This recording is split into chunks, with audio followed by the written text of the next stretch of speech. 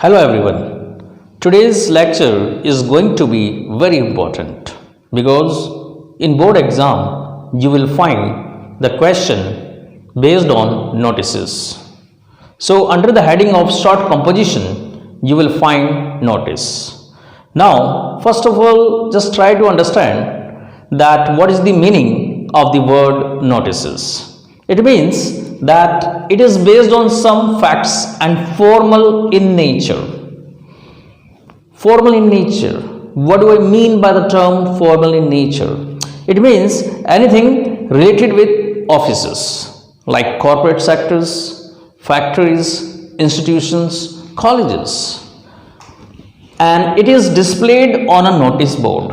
There is a specific place. You must have seen the notice board in the school premises, institutions, colleges, wherein one can stick the notice. Secondly, it is written to provide information about any event, ceremony, invitation, and warning. So these are certain elements wherein we need to write the notices so that everybody can be aware of each and everything beforehand. Now let's look at the format of the notice. Now after going through the meaning of notices, we need to understand how the notice can be framed. So first of all we need to learn the format of notice. So here first of all we need to write the name of the organization, comma, place. In the very second line you have to write date, and in the very third line you have to write notice, and in the next line you have to write subject and then name and then designation. Designation means post, and it should be enclosed in a box. Is this clear? So first of all the examiner will give you on account of your presentation. So I will give you an example how you need to write, because the notice must be presentable. It should be attractive, right? And you need to give to the point information regarding the notices, and one need to include the relevant information.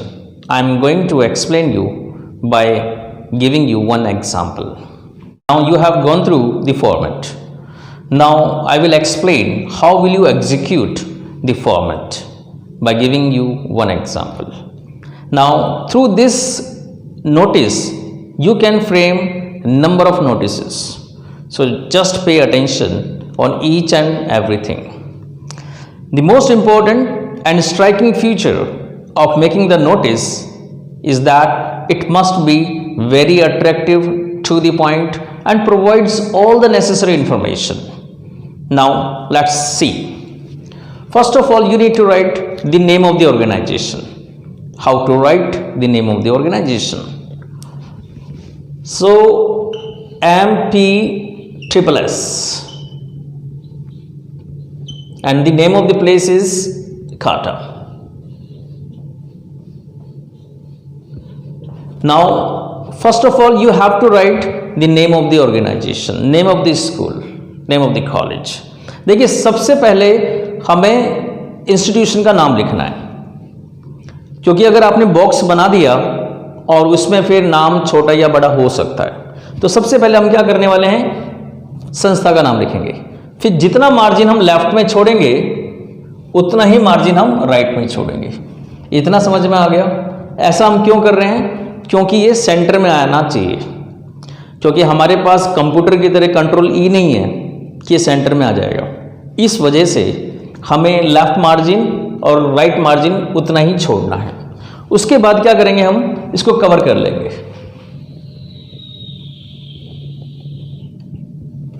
अब जो second line है उसमें अपन लिखेंगे date. जैसे आज जो date है वो है 25 अप्रैल।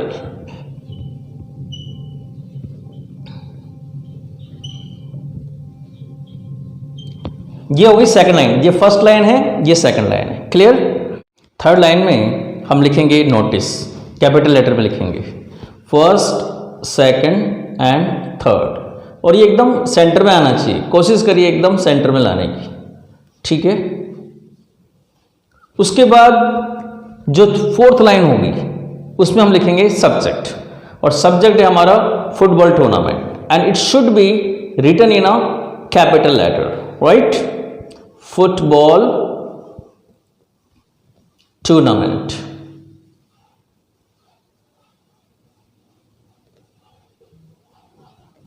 Now, in order to make it attractive, you can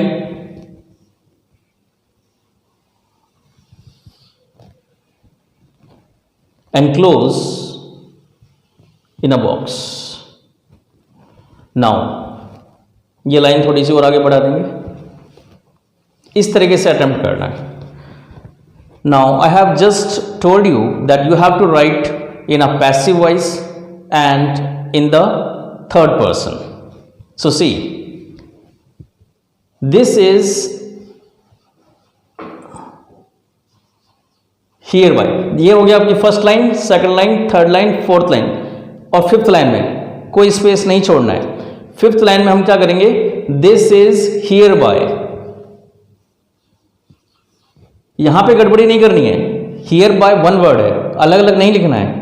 This is hereby informed, third form, क्यों, passive voice. This is hereby informed that our school, यहां पे हम चेंज कर सकते हैं, school, college, institution, corporate sector, offices, कुछ भी लिख सकते हैं। So this is hereby informed that our school is going to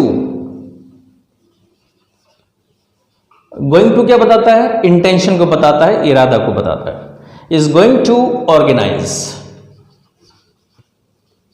organise की दो स्पेलिंग है, SEB आता है और ZE, ये अमेरिकन और ब्रिटिश इंग्लिश का डिफरेंस है। सो is going to organize, इसको अपन इन्वर्टेड कॉमा में लिखेंगे, कैपिटल लेटर में लिखेंगे, फुटबॉल टूर्नामेंट।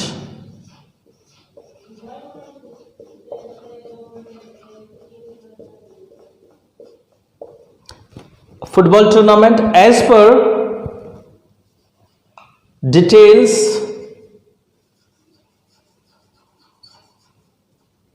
गिवन बिलो, और यहां पे हम लगा देंगे कॉलन। अब देखिए, ये जो हम नोटिस बना रहे हैं, इसी से सारे के सारे नोटिस हम बना सकते हैं। आप बोलोगे सर कैसे? तो देखिए, जब भी कोई नोटिस आता है तो बेसिक इंफॉर्मेशन प्रोवाइड करनी है, डेट, टाइम एंड प्लेस। सबसे पहले डेट लिखेंगे। देखिए, ये वो डेट होती है जिस दिन हम नोटिस लिख रहे हैं, और ये वो डेट होती है जिस दिन टूर्नामेंट होगा। तो यूजुअली आप क्या करें, एटलीस्ट 10 दिन तो लेके चलें। तो 25 अप्रैल है, 10 दिन अप्रोक्स ले लेते हैं अपन, 5 मई 2020, राइट। और टाइम ले लेते हैं अपन 10 AM।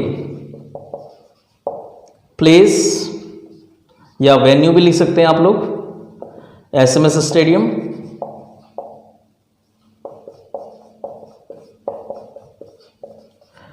अब देखिए, it all depends upon the topic.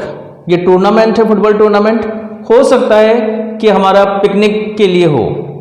तो पिकनिक के लिए आपको क्या इंफॉर्मेशन चाहिएगी, आपको चाहिएगा, यहां पे मैं स्टार डाल रहा हूं, ठीक है, वो यहां पे ऐड करते जाएंगे। जैसे पिकनिक में हमें क्या चाहिए, फीस, वो लिख सकते हैं अपन ₹500 पर हेड, HEAD, साथ में लिखेंगे, स्पेस नहीं यहां पे। और मान लीजिए कोई डिबेट का कोई कंपटीशन है, तो उसमें अपन को क्या चाहिए, टॉपिक चाहिए। तो कोई टॉपिक भी हो सकता है आपका, और टॉपिक आप कुछ भी लिख सकते हैं, डीमोनेटाइजेशन, ठीक है, किसी भी प्रकार का आप टॉपिक लिख सकते हो यहाँ पे। और हो सकता है कि कोई कोर्स कर रहे हैं अपन, तो उसका ड्यूरेशन क्या है, ड्यूरेशन 2 मंथ्स 3 मंथ्स हो सकता है, वो हम लिख सकते हैं यहाँ पे।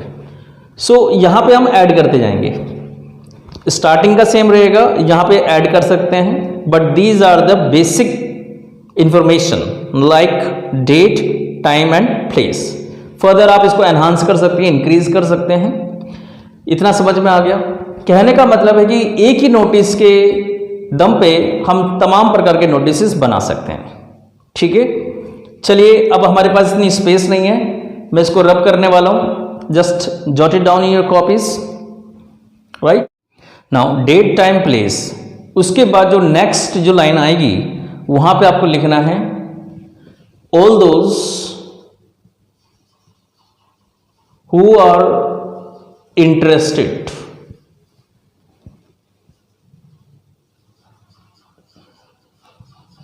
may give their क्यों आया? Third person. All those who are interested passive voice, right, may give their names to the undersigned। अब आप बोलोगे सर अंडरसाइंड क्या होता है? मतलब जो नीचे साइन कर रहा है, और मैंने आपको बताया था फॉर्मेट के अंदर नेम एंड डेजिग्नेशन, तो यहां पे जो अंडरसाइंड है वो डेजिग्नेशन है, right. So all those who are interested may give their names to the undersigned latest by. अब 25 अप्रैल को हम लिख रहे हैं और 5 मई को हमारा टूर्नामेंट होने वाला है, तो 5 दिन पहले उनके हम नाम मंगवा लेते हैं। सो 30 अप्रैल को हम बात करते हैं, 30 अप्रैल की 2020। For further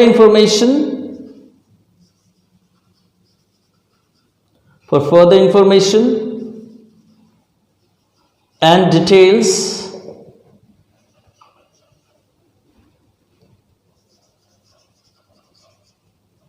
contact to the undersigned।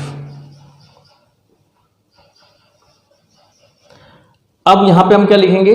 Name. अब नेम किसी का भी हो सकता है, XYZ, और you are Ravi, you are Anil. अगर कुछ देर का एग्जाम के अंदर, तो आपको वही नाम लिखना है, अनिल, और नाम तो ये हो गया यहाँ पे। और डेजिग्नेशन का मतलब होता है पोस्ट। जैसे हम मान लेते हैं यहाँ पे स्पोर्ट्स सेक्रेटरी, ये एग्जाम में दिया होगा, क्वेश्चन पेपर में दिया होगा आप लोगों को, स्पेलिंग ठीक उतारनी है आपको। उसके बाद इसको क्लोज कर देंगे। ये होता है एक नोटिस का एक फॉर्मेट, और उसका एग्जाम्पल मैंने दिया।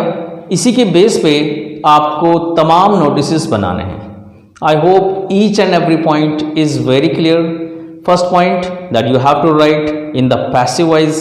Secondly, you have to write in the third person. It should be attractive, and just pay attention on the presentation. You will find the question based on notice in the board exam for 4 marks. Thank you very much.